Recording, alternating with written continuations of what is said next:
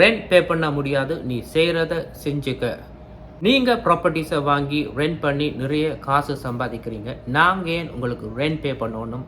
இன்றைக்கு இருக்க இன்ட்ரெஸ்ட் ரேட்டுக்கு வீடு வச்சிருக்கிறதே ஒரு பெரிய காரியம். இப்போ ரெண்ட்டும் பே பண்ணாட்டி என்ன தான் செய்ய முடியும்?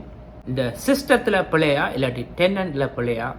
ரெண்ட்டை ஒழுங்காக பே பண்ணி கொண்டு இருந்தவங்க கூட இன்றைக்கு ரெண்ட் பே பண்ணுறாங்க இல்லை. டோன்ட் பே ரெண்ட்டுன்னு ஒரு வாட்ஸ்அப் குரூப்பே இருக்குது. 6 மாதத்துக்கு லம்சமாக ரெண்ட்டை பே பண்ணிவிட்டு மீதி ஒரு வருஷம் ரெண்ட் பே பண்ணாமே இருக்கிறாங்க. இவங்களை எப்படி யாரை வச்சு எழுப்பலாம்?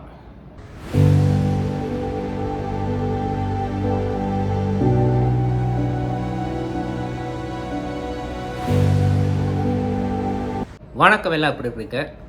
ரெண்ட் பே பண்ணுறாங்க இல்லையா, எப்படி இவங்களை எவிக்ட் பண்ணலாம்? முந்தி பார்த்தீங்கன்னு சொன்னால் பேச்சுலர்ஸ் தான் கூட ரெண்ட் பே பண்ண மாட்டாங்க, எப்படியாவது ட்ரை பண்ணி எவிக்ட் பண்ணிடலாம். இப்போ எப்படி பார்த்தீங்கன்னு சொன்னால் ஃபேமிலிஸ் வந்து ரெண்ட் பே பண்ணுறாங்க இல்லை, ஒரு வீடை ஃபுல்லாக ரெண்ட்டுக்கு எடுத்துகிட்டே ரெண்ட் பே பண்ணுறாங்க இல்லை. இவங்களை எப்படி எழுப்பலாம்? எழுப்புறதுக்கு தடு மாறிக்கொண்டிருக்கிறாங்க இன்றைக்கு ஹோம் ஓனர்ஸ். இன்றைக்கு இருக்கிற மோர்கேஜ் இன்ட்ரெஸ்ட் ரேட் எல்லாம் பார்க்கும் பொழுது இந்த ரெண்ட்டை பேமெண்ட் வந்தால் கூட கையால் எக்ஸ்ட்ராவாக காசு போட்டு தான் மோர்கேஜே பே பண்ணி கொண்டிருக்கிறாங்க. இந்த டைமில் வார ரெண்ட்டும் வராமல் போனால் என்ன செய்யலாம்? வீட்டை தான் நீங்கள் லூஸ் பண்ண வேண்டி வரும். டெய்லி நீங்கள் நியூஸை பாருங்கள், ரெண்ட் பே பண்ணுறாங்கல்ல, 40,000 50,000 ஒரு வருஷம் 1.5 வருஷம் ரெண்ட் பே பண்ணாமல் ஜாலியாக இருக்கிறாங்க. இப்போ have refused to leave since May and no longer pay the $2,400 rent. Right, that you're staying here and not paying rent. Housing people who already own the housing cannot get back. This property owner says he's couch surfing, even sleeping in his car, because tenants in his rental property owe more than $31,000. With the tenant not paying, the bank's going to come after them. He owes owner Narinder Singh more than $46,000. She hired a lawyer, and on Tuesday, the Landlord and Tenant Board ordered a stay of that eviction, meaning she can remain indefinitely. எப்படின்னு சொன்னால் இந்த system வந்து அவங்களுக்கு சாதகமாக அமைஞ்சிருக்கு, அதை use பண்ணுறாங்க. அதே நேரம் நீங்கள் வீட்டை விட்டு வெளியில் போகாட்டி போலீஸை உங்களுக்கு எதிராக கூப்பிடுறாங்க. நீங்கள் அவங்கள ஹராஸ்மெண்ட் பண்ணுறதா ஒரு கம்ப்ளைண்ட் கொடுக்குறாங்க. ரெண்ட் பே பண்ண மாட்டாங்க, ஆனால் கிறிஸ்மஸ் லைட், ஹலோவின் எல்லா செலிப்ரேஷனும் அந்த வீட்டில் நடக்கும். புது புது காரும் இருக்கும், பிஸ்னஸ் செய்கிறாங்க, எல்லாமே நடக்குது. வெக்கேஷனும் போகிறாங்க, ஆனால் ரெண்ட் மட்டும் உங்களுக்கு பே பண்ண மாட்டாங்க. என்ன தான் நீங்கள் pay stub, work letter, business, credit check எல்லாம் நீங்கள் பார்த்து ரெண்ட் பண்ணாலும் தே டோன்ட் கேர். இப்போ இருக்கிற இன்ஃப்ளேஷனுக்கு வாழ்கிறதுக்கே வழி இல்லை, இதில் வேறு ஒரு ரெண்ட்டா? ஒரு மாதம் ரெண்ட் பே பண்ணாட்டி நீங்கள் இமெயில் பண்ணுறீங்க, ஒரு பதிலும் இல்லை. 2ஆம் மாதம் பே பண்ணல, இன்னும் ஒரு இமெயில். 3ஆம் மாதத்துலேருந்து நீங்கள் எவிக்ஷன் நோட் லெட்டர் இதை ஃபார்ம் அனுப்புகிறீங்க. அதில் N1 2 3 4 நீங்கள் சொல்லிக்கொண்டே போகலாம். LTB ஃபார்ம்ஸில் வந்து உங்களுக்கு நிறைய ஃபார்ம்ஸ் இருக்குது. லேண்ட்லோர்ட் அண்ட் டெனண்ட் போர்ட். நீங்கள் எந்த கேஸும் எப்படி வேணாலும் போடுங்க, அவங்களுக்கு ஒரு பிரச்சனையுமே இல்லை. எப்படியும் இந்த கேஸ் நடந்து முடிய 1 வருஷம் எடுக்கும். மிஞ்சி போனால் மினிமம் 6 மாதம் எடுக்கும் குறைஞ்ச அளவில் பார்த்தா கூட. அதிலேருந்து நீங்கள் கேஸை எக்ஸ்டெண்ட் பண்ணி கொண்டு போவீங்கன்னா ஒவ்வொரு கேஸுக்கும் 4 மாதம் 3 மாதம். இதில் நடுவில் சிக் லீவு, டாக்டர் லெட்டர் எல்லாம் அனுப்பி இன்னும் கேஸை கொஞ்சம் இழுத்து கொண்டு போவாங்க.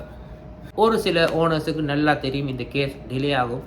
$100,000 மட்டும் சொல்லுவாங்க. 100,000 தரம் இந்த வீட்டை விட்டு போக சொல்லி, அதுப்போ கூட அந்த டெனண்ட் எழும்ப மாட்டாங்க. இந்த வீட்டை விற்றா உனக்கு எவ்வளோ வரும்? 300,000.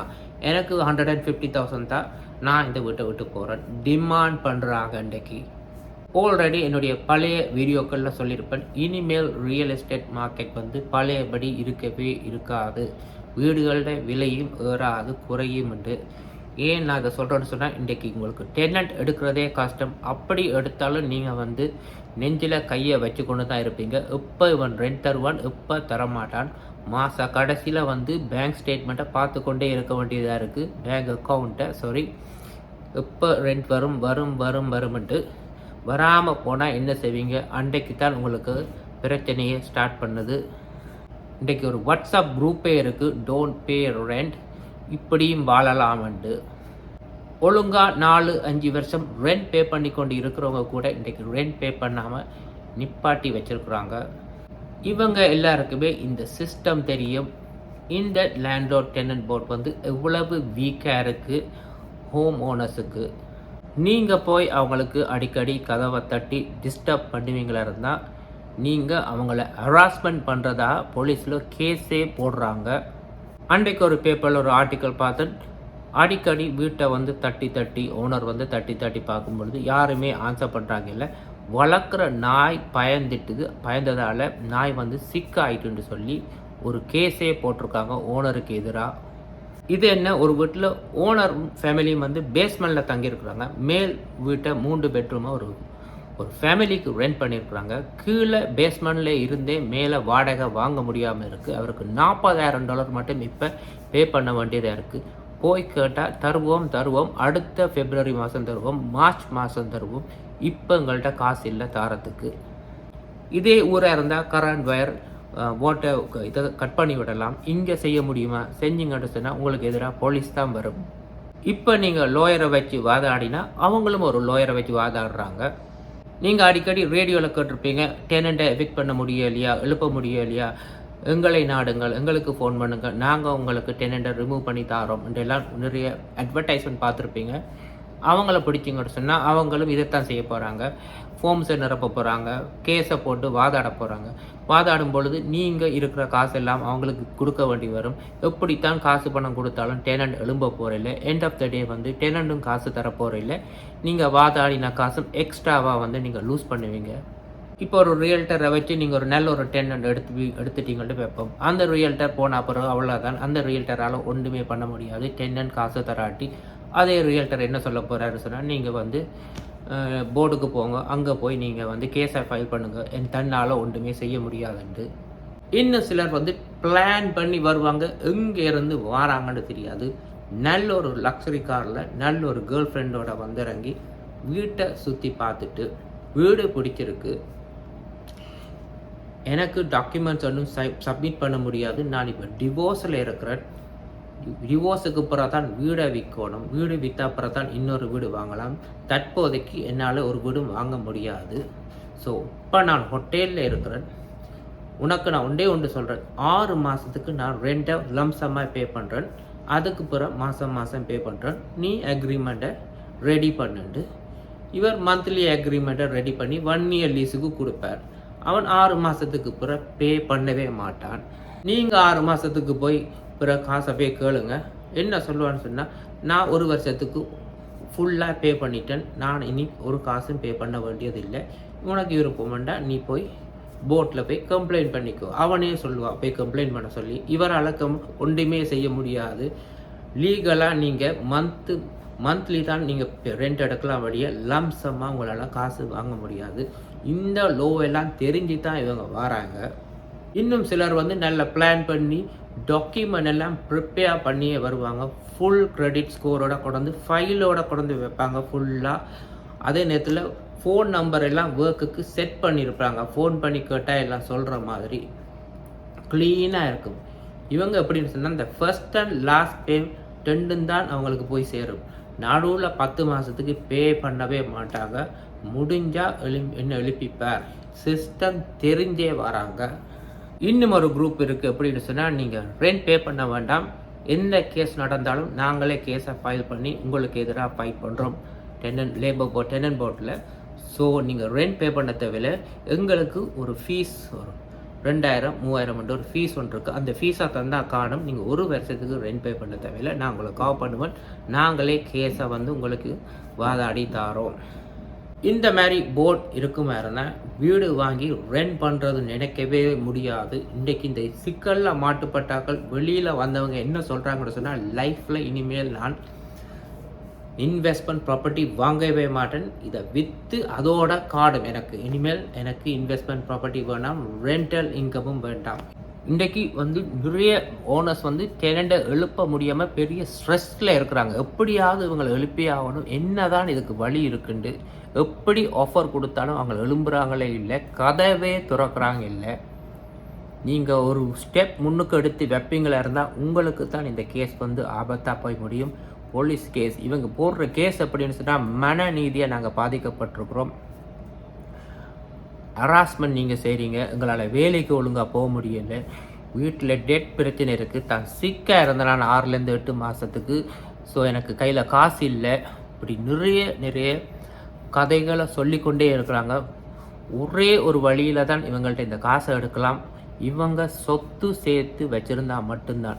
அதுவுமே நீங்கள் வந்து ப்ரூவ் பண்ணுறது வந்து 99% வந்து உங்களால் முடியவே முடியாது. அதை கலெக்ட் பண்ணுறதுக்கு ஒரு லோயர் வச்சு அதை இன்வெஸ்டிகேட் பண்ணி அதிலேருந்து அவங்கள வெளியில் அனுப்புறதை விட நீங்கள் வெயிட் பண்ணி இந்த டெனண்ட்டை வெளியில் அனுப்புகிறது தான் பெட்டர். ஆல்ரெடி எப்படியும் காசு தரப்போகிறதில்ல. அவங்க 40,000 50,000 ரெண்ட் பே பண்ணாமல் இருக்கிறவங்க கூட நீங்கள் நினைக்கிறீங்களா ரெண்ட் பே பண்ணிட்டு தான் எஃபெக்ட் பண்ணி போவாங்கன்ட்டு. அதில் கூட இன்னும் 3 மாதம் டைம் கேட்குறாங்க இன்னொரு வீடு பார்க்குறதுக்கு. அதுக்கும் இந்த போர்டு என்ன சொல்லுதுன்னு சொன்னால், இன்னும் ஒரு 3 மாதத்தில் இவர் எழும்பிடுவார், டோம் வரைண்டு. ஸோ அந்த 3 மாதத்துக்கு கூட உங்களுக்கு ரெண்ட் வரவே வராது. இல்லை யாராவது உங்களுக்கு ஆஃபர், அதாவது எங்களோட கம்பெனி மூலமாக நீங்கள் வருவீங்களா இருந்தால் நாங்கள் உங்களோட டெனண்ட்டை லீகலாக வெளியில் எழுப்பி நீங்கள் லூஸ் பண்ண காசையும் தருவோம்ட்டு சொன்னால் நம்பி போயிடாங்க. நீங்கள் அவங்களுக்கு ஆல்ரெடி நிறைய லூஸ் பண்ணிட்டீங்க. இவங்களுக்கு கொடுக்குற ஃபீஸும் அதை விட பெரிய லாஸ்ட்டு தான் சொல்லணும். இவங்களாலையும் ஒன்றும் பண்ணவே முடியாது.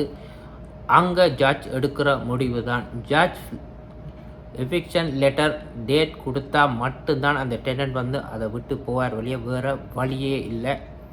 எப்படி பார்த்தாலும் business last, job last, income காணாது, இன்ஃப்ளேஷன், வீட்டில் பிள்ளை சிக், அம்மா சிக்குன்னு சொல்லி ஏதாவது ஒரு அநியாயத்தை போட்டு அவங்க தப்பிடுவாங்க. வேறு வழியே இல்லை. அன்லஸ் நீங்கள் அவங்கள்ட்ட சொத்து இருக்குது, ஒரு இடத்தை காட்டி ஒரு அட்ரஸை காட்டி செக் பண்ண சொல்லி அப்படி ஏதாவது சொல்லி அது உண்மையிலே அவங்களுக்கு அது சொத்தாக இருந்தால் மட்டும்தான் உங்களுக்கு அந்த காசு திரும்பி வரும். வேறு வழியில் வரவே வராது. அதுக்கும் கொஞ்சம் டைம் எடுக்கும். மொத்தத்தில் உங்கள்கிட்ட இருக்கிற டாக்குமெண்ட்டை வச்சு நீங்கள் ஒரு கிரெடிட் பியூரோவுக்கு வந்து கம்ப்ளைண்ட் பண்ணலாம், இவர் ரெண்ட் தரையிலண்டு. அப்படி பார்த்தாலும் கிரெடிட் வந்து அவருக்கு தான் பாதிப்பை ஏற்படுத்தும்படியே உங்களுக்கு அந்த காசு திரும்பி வராது. உங்களுக்கு இருக்கிற இப்போ மெயின் ப்ராப்ளமே இந்த வீட்டை எப்படி இந்த டெனண்ட்டை எடுத்து மீட்டு திருப்பி எடுக்கிறதா வழியை. அவர்கிட்ட கிரெடிட்டை டேமேஜ் பண்ணி வேறு வழியில் உங்களுக்கு ஒன்றுமே தோணவே தோணாது. ஸோ ஒன்றுமே பண்ண முடியாது. இந்த சிஸ்டம் அப்படித்தான் இருக்குது. நீங்கள் வெயிட் பண்ணத்தான் வேணும், கேஸ் போடத்தான் வேணும். கேஸ் முடியும் மட்டும் உங்களோட வீடுக்கு ரெண்ட்டும் வரப்போகிறது இல்லை. நீங்களும் ஸ்ட்ரெஸ்ஸாக தான் இருக்க போகிறீங்க. நீங்கள் முடிவு பண்ணணும் இனிமேல் ரெண்டல் ப்ராப்பர்ட்டி வாங்குறதா இல்லையாண்டு. இன்னொரு வீடியோவில் சந்திப்போம். நன்றி, வணக்கம்.